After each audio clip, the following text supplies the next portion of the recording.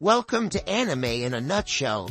Today, we're diving into part 2 of Atomic Habits by James Clear. The surprising power of atomic habits. The surprising power of atomic habits. The fate of British cycling changed one day in 2003. The organization, which was the governing body for professional cycling in Great Britain, had recently hired Dave Brailsford as its new performance director. At the time, professional cyclists in Great Britain had endured nearly 100 years of mediocrity. Since 1908, British riders had won just a single gold medal at the Olympic Games. And they had fared even worse in cycling's biggest race, the Tour de France. In 110 years, no British cyclist had ever won the event. In fact, the performance of British riders had been so underwhelming that one of the top bike manufacturers in Europe refused to sell bikes to the team because they were afraid that it would hurt sales if other professionals saw the Brits using their gear. Brailsford had been hired to put British cycling on a new trajectory. What made him different from previous coaches was his relentless commitment to a strategy that he referred to as the aggregation of marginal gains, which was the philosophy of searching for a tiny margin of improvement in everything you do. Brailsford said, "The whole principle came from the idea that if you broke down everything you could think of that goes into riding a bike and then improve it by 1%, you will get a significant increase when you put them all together." Brailsford and his coaches began by making small adjustments you might expect from a professional cycling team. They redesigned the bike seats to make them more comfortable and rubbed alcohol on the tires for a better grip. They asked riders to wear electrically heated overshorts to maintain ideal muscle temperature while riding and used biofeedback sensors to monitor how each athlete responded to a particular workout. The team tested various fabrics in a wind tunnel and had their outdoor riders switch to indoor racing suits, which proved to be lighter and more aerodynamic. But they didn't stop there. Brailsford and his team continued to find 1% improvements in overlooked and unexpected areas. They tested different types of massage gels to see which one led to the fastest muscle recovery. They hired a surgeon to teach each rider the best way to wash their hands to reduce the chances of catching a cold. They determined the type of pillow and mattress that led to the best night's sleep for each rider. They even painted the inside of the team truck white, which helped them spot little bits of dust that would normally slip by unnoticed but could degrade the performance of the finely tuned bikes. As these and hundreds of other small improvements accumulated, the results came faster than anyone could have imagined. Just 5 years after Brailsford took over, the British cycling team dominated the road and track cycling events at the 2008 Olympic Games in Beijing, where they won an astounding 60% of the gold medals available. 4 years later, when the Olympic Games came to London, the Brits raised the bar as they set 9 Olympic records and 7 world records. That same year, Bradley Wiggins became the first British cyclist to win the Tour de France. The next year, his teammate, Chris Froome, won the race, and he would go on to win again in 2015, 2016, and 2017, giving the British team 5 Tour de France victories in 6 years.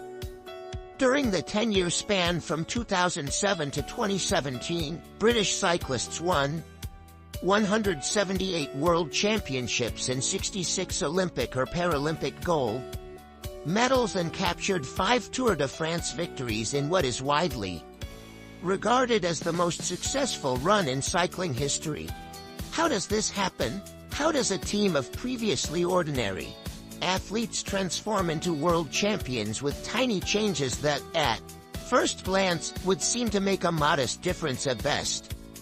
Why do Small improvements accumulate into such remarkable results, and how can you replicate this approach in your own life? Why small habits make a big difference. It is so easy to overestimate the importance of one defining moment and underestimate the value of making small improvements on a daily basis. Too often, we convince ourselves that massive success requires massive action, whether it is losing weight, building a business, writing a book, winning a championship, or achieving any other goal. We put pressure on ourselves to make some earth-shattering improvement that everyone will talk about. Meanwhile, improving by 1% isn't particularly notable. Sometimes it isn't even noticeable, but it can be far more meaningful, especially in the long run. The difference a tiny improvement can make over time is astounding. Here's how the math works out. If you can get 1% better each day for 1 year, you'll end up 37 times better by the time you're done. Conversely, if you get 1% worse each day for 1 year, you'll decline nearly down to 0. What starts as a small win or a minor setback accumulates into something much more. 1% better every day, 1% worse every day for 1 year. 0.99, 365 equals 0.03. 1% better every day for 1 year. 1.01, 365 equals 37.78. Figure 1. The effects of small habits compound over time. For example, if you can get just 1% better each day, you'll end up with results that are nearly 37 times better after 1 year. Habits are the compound interest of self-improvement. The same way that money multiplies through compound interest, the effects of your habits multiply as you repeat them. They seem to make little difference on any given day, and yet the impact they deliver over the months and years can be enormous. It is only when looking back 2, 5, or perhaps 10 years later that the value of good habits and the cost of bad ones becomes strikingly apparent. This can be a difficult concept to appreciate in daily life. We often dismiss small changes because they don't seem to matter very much in the moment. If you save a little money now, you're still not a millionaire. If you go to the gym 3 days in a row, you're still out of shape. If you study Mandarin for an hour tonight, you still haven't learned the language. We make a few changes, but the results never seem to come quickly, and so we slide back into our previous routines. Unfortunately, the slow pace of transformation also makes it easy to let a bad habit slide. If you eat an unhealthy meal today, the scale doesn't move much. If you work late tonight and ignore your family, they will forgive you. If you procrastinate and put your project off until tomorrow, there will usually be time to finish it later. A single decision is easy to dismiss, but when we repeat 1% errors day after day by replicating poor decisions, duplicating tiny mistakes, and rationalizing little excuses, our small choices compound into toxic results.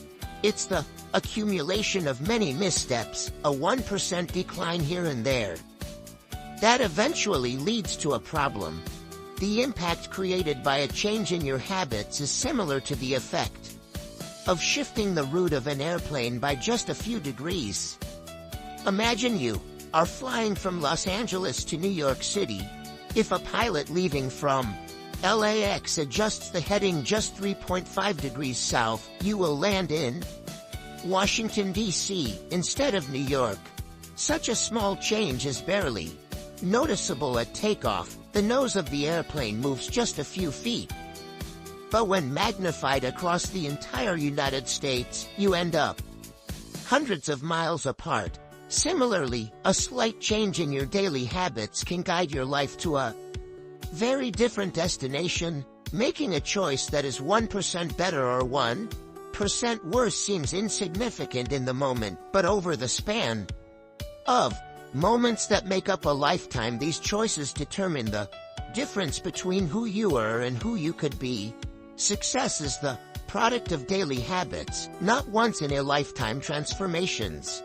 That said, it doesn't matter how successful or unsuccessful you are. Right now, what matters is whether your habits are putting you on the path towards success. You should be far more concerned with your current trajectory than with your current results. If you're a millionaire, but you spend more than you earn each month, then you're on a bad trajectory. If your spending habits don't change, it's not going to end well. Conversely, if you're broke, but you save a little bit every month, then you're on the path toward financial freedom, even if you're moving slower than you'd like. Your outcomes are a lagging measure of your habits. Your net worth is a lagging measure of your financial habits. Your weight is a lagging measure of your eating habits. Your knowledge is a lagging measure of your learning habits. Your clutter is a lagging measure of your cleaning habits. You get what you repeat. If you want to predict where you'll end up in life, all you have to do is follow the curve of tiny gains or tiny losses and see how your daily choices will compound 10 or 20 years down the line. Are you spending less than you earn each month? Are you making it into the gym each week? Are you reading books and learning something new each day? Tiny battles like these are the ones that will define your future self. Time magnifies the margin between success and failure. It will multiply whatever you feed it. Good habits make time your ally. Bad habits make time your enemy. Habits are a double-edged sword. Bad habits can cut you down just as easily as good habits can build you up, which is why understanding the details is crucial. You need to know how habits work and how to design them to your liking so you can avoid the dangerous half of the blade. Your habits can compound for you or against you. Positive compounding. Productivity compounds. Accomplishing one extra task is a small feat on any given day, but it counts for a lot over an entire career. The effect of automating an old task or mastering a new skill can be even greater. The more tasks you can handle without thinking, the more your brain is free to focus on other areas. Knowledge compounds. Learning one new idea won't make you a genius, but a commitment to lifelong learning can be transformative. Furthermore, each book you read not only teaches you something new but also opens up different ways of thinking about old ideas. As Warren Buffett says, that's how knowledge works. It builds up like compound interest. Relationships compound. People reflect your behavior back to you. The more you help others, the more others want to help you. Being a little bit nicer in each interaction can result in a network of broad and strong connections over time. Negative compounding. Stress compounds. The frustration of a traffic jam, the weight of parenting responsibilities, the worry of making ends meet, the strain of slightly high blood pressure. By themselves, these common causes of stress are manageable, but when they persist for years, little stresses compound into serious health issues. Negative thoughts compound.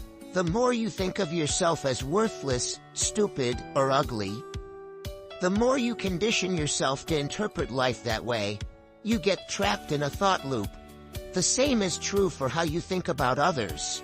Once you fall into the habit of seeing people as angry, unjust, or selfish, you see those kind of people everywhere. Outrage compounds. Riots, protests, and mass movements are rarely the result of a single event. Instead, a long series of microaggressions and daily aggravations slowly multiply until one event tips the scales and outrage spreads like wildfire. What progress is really like? Imagine that you have an ice cube sitting on the table in front of you. The room is cold and you can see your breath. It is currently 25 degrees. Ever so slowly, the room begins to heat up. 26 degrees, 27, 28. The ice cube is still sitting on the table in front of you. 29 degrees, 30, 31, still nothing has happened. Then, 32 degrees. The ice begins to melt. A 1-degree shift, seemingly no different from the temperature increases before it, has unlocked a huge change.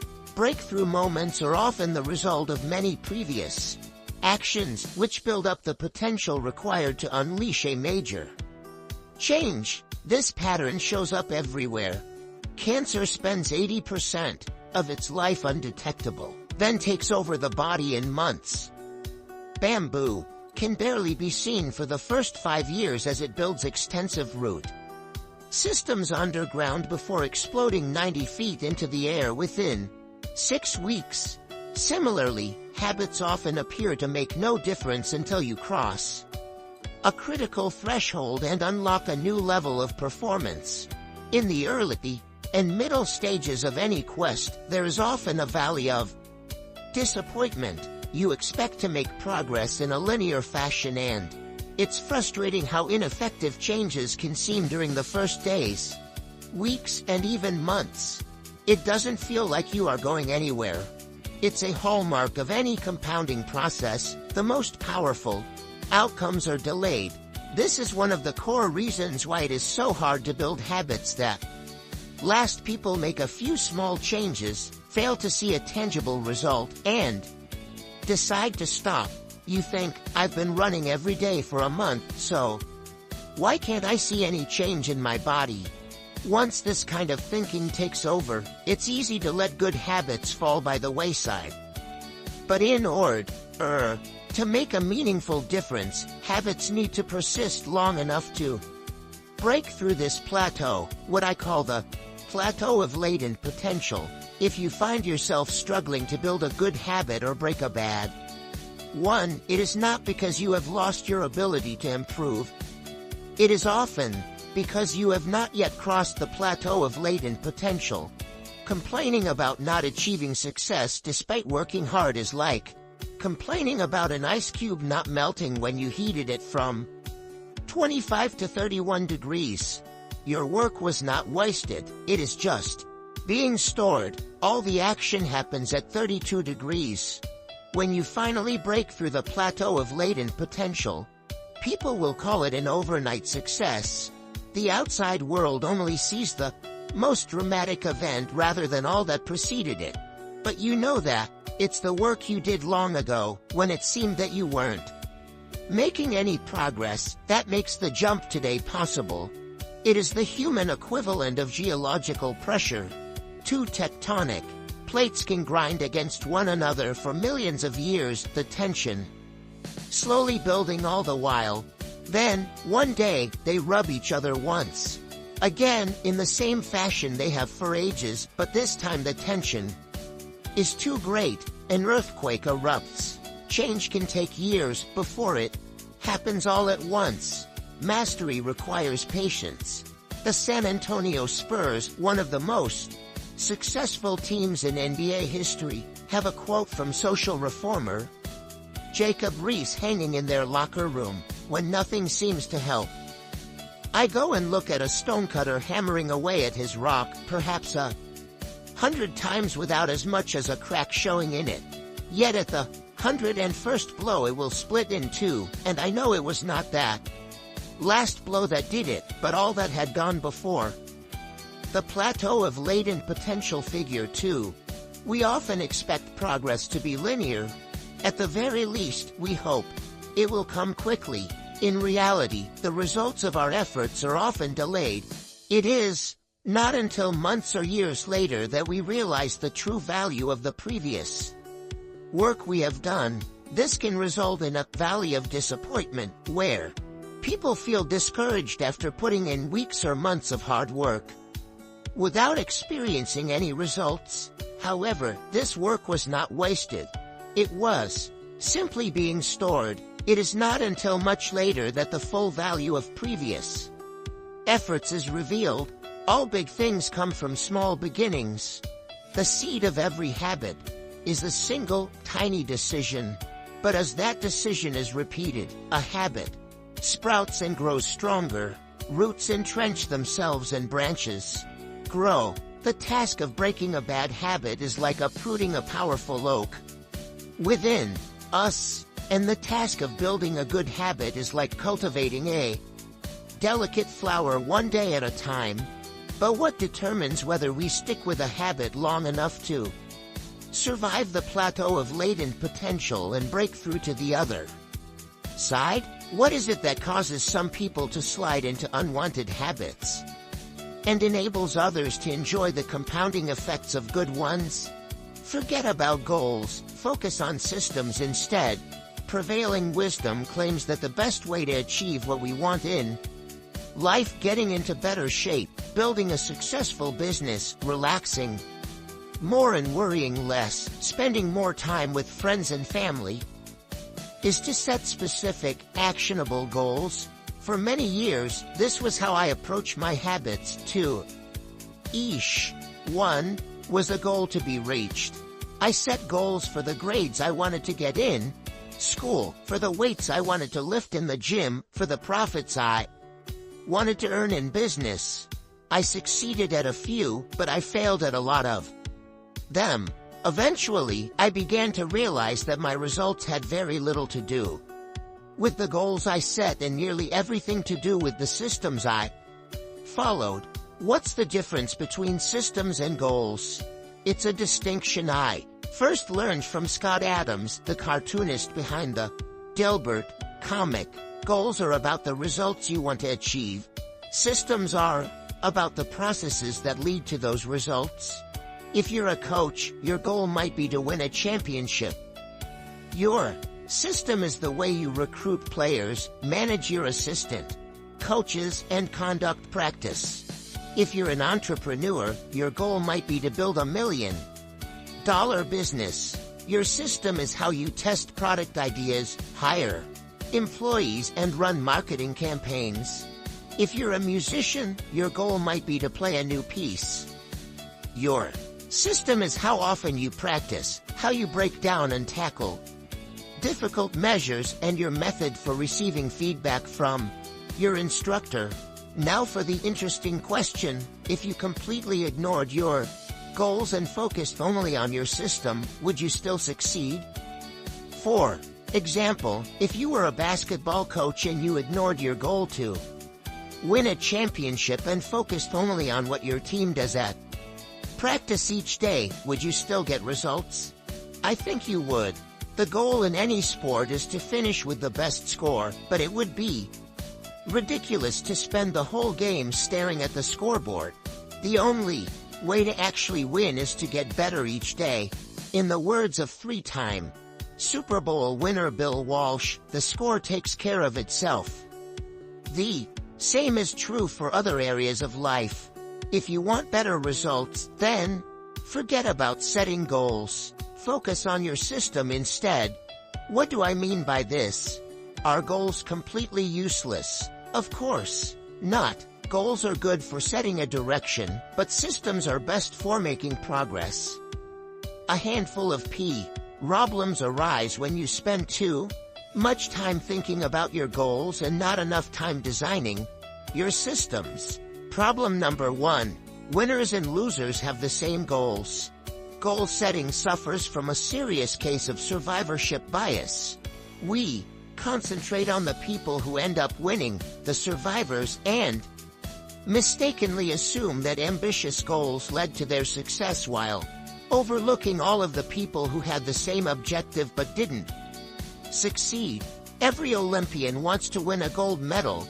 Every candidate wants to get the job. And if successful and unsuccessful people share the same goals, then the goal cannot be what differentiates the winners from the losers. It wasn't the goal of winning the Tour de France that propelled the British cyclists to the top of the sport.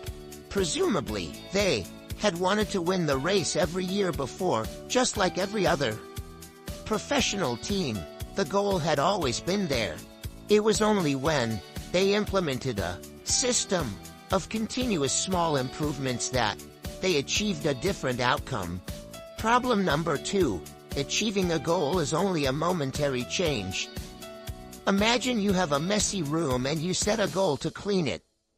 If you summon the energy to tidy up, then you will have a clean room for now. But if you maintain the same sloppy, pack rat habits that led to a messy room in the first place, soon you'll be looking at a new pile of clutter and hoping for another burst of motivation.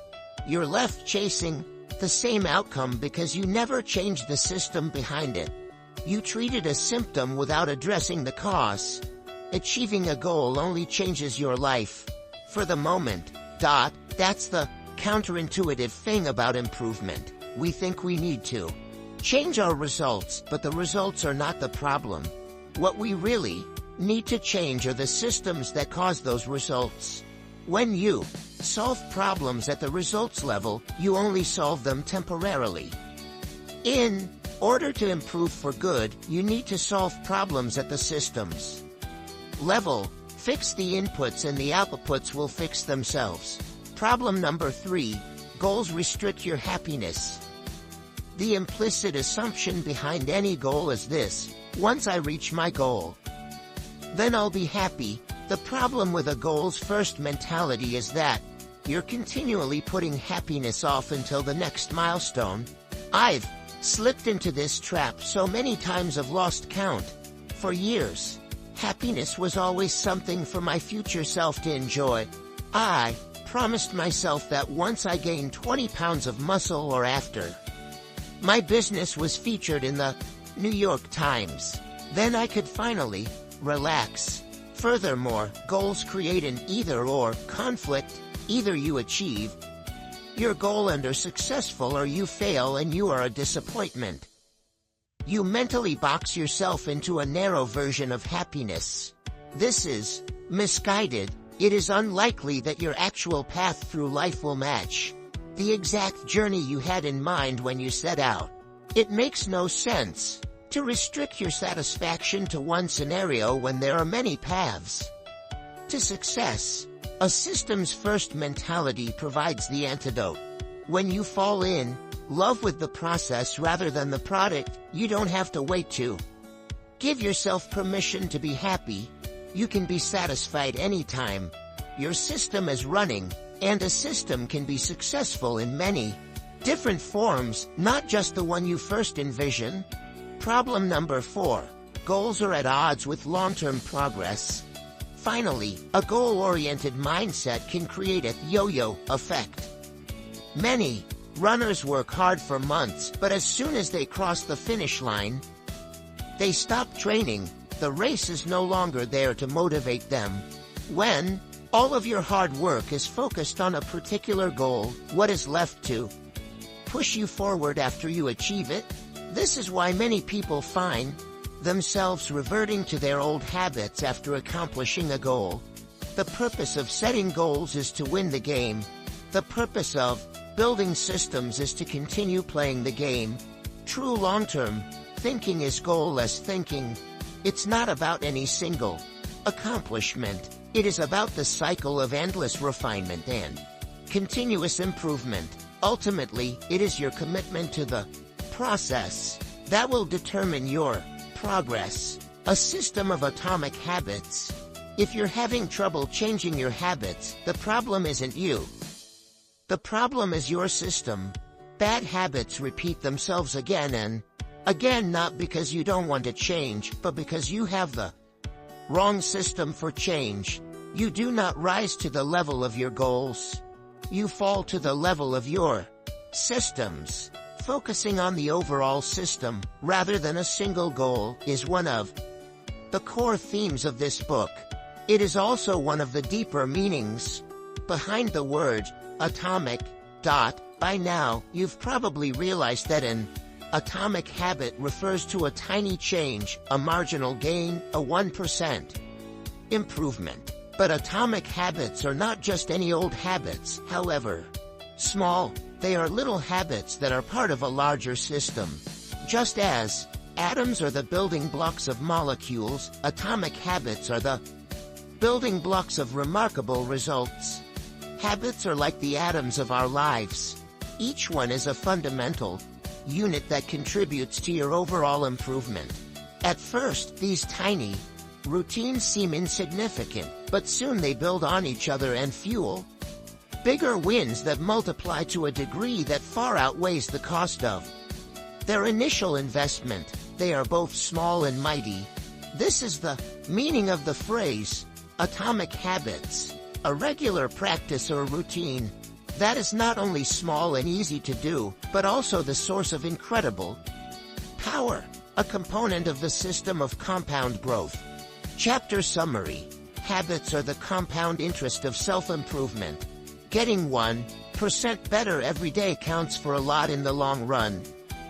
Habits are a double-edged sword.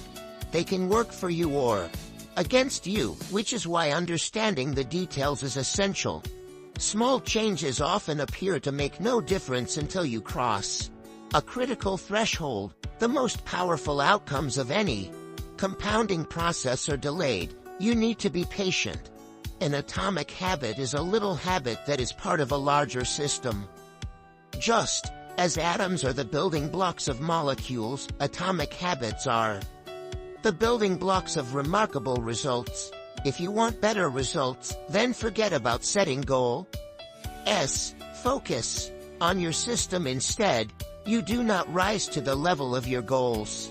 You fall to the level of your systems.